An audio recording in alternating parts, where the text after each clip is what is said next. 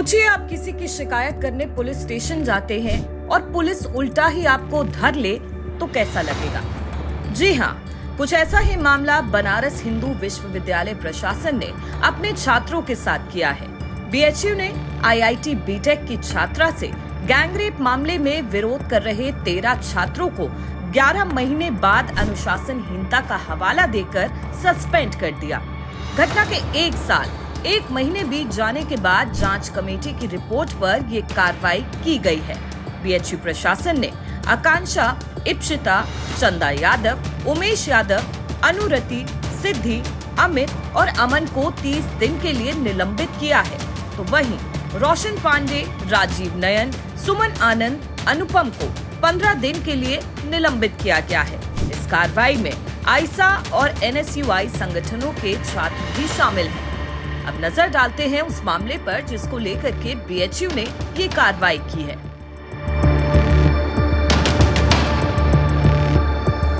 क्या था BHU rape कांड? साल था 2023, महीना नवंबर। वक्त था 1-2 तारीख के बीच की रात का।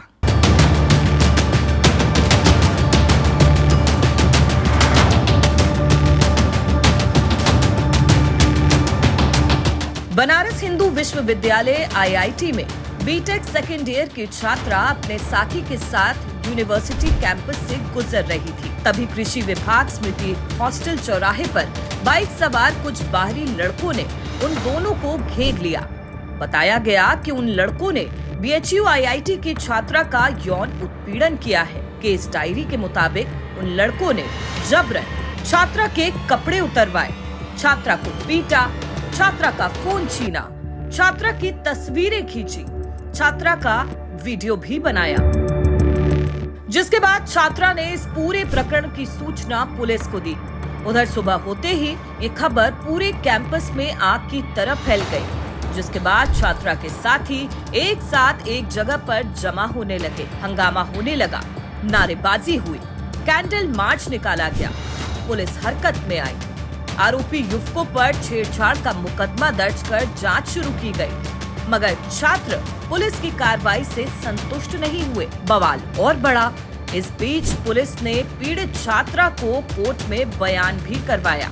बयान के बाद मुकदमे में गैंगरेप की धाराएं बढ़ाई गई। गैंगरेप की धाराएं जुड़ते ही पुलिस पर आरोपियों की गिरफ्तारी के लिए दबाव बढ़ा।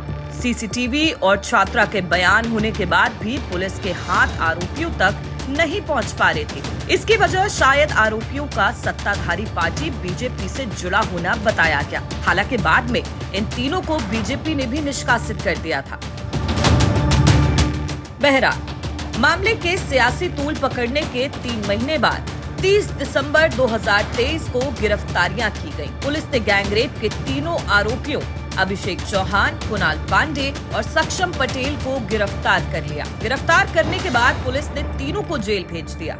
जेल जाने के बाद तीनों आरोपियों ने लोअर कोर्ट में जमानत अर्जी लगाई, लेकिन मामले की गंभीरता को देखते हुए उनकी अर्जी खारिज कर दी गई और इसके बाद तीनों ने हाई कोर्ट में जमानत अर्जी लगाई, जिसमें इलाहाबाद हाई कोर्ट ने पिछले ही महीने 2 आरोपियों को सशर्त जमानत दे दी।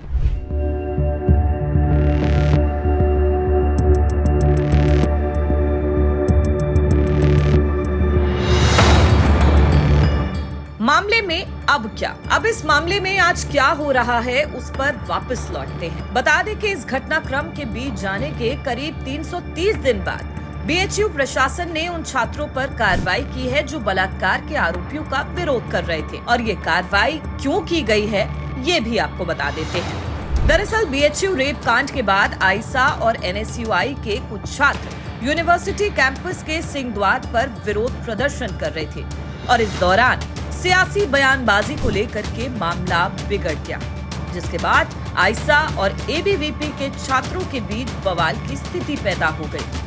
बात मारपीट तक उतर आई। इस घटना में कई स्टूडेंट्स भी घायल हुए। इस पूरे मामले को लेकर के एबीवीपी की मेघा मुखर्जी की शिकायत पर लंका थाने में मुकदमे भी दर्ज किए गए। अब 11 महीने बाद बीएचयू प्रशासन ने भी अनुशासनहीनता और शैक्षणिक वातावरण को बाधित करने की बात कहकर 13 छात्रों पर निलंबन की कार्रवाई की है। इसके अलावा प्रशासन ने इन सभी स्टूडेंट्स की काउंसलिंग कराने का फैसला भी लिया है ताकि भविष्य में ऐसे मामले सामने ना आए। निलंबित स्टूडेंट्स का आरोप। बीएचयू प्रशासन की इस कार्रवाई से आईसा के छात्रों में नाराजगी है। उनका कहना है कि सरकार के दबाव में यूनिवर्सिटी प्रशासन ने एक तरफा कार्रवाई की है, जबकि उस वक्त हुई मारपीट में आईसा के भी कई छात्र घायल हुए थे।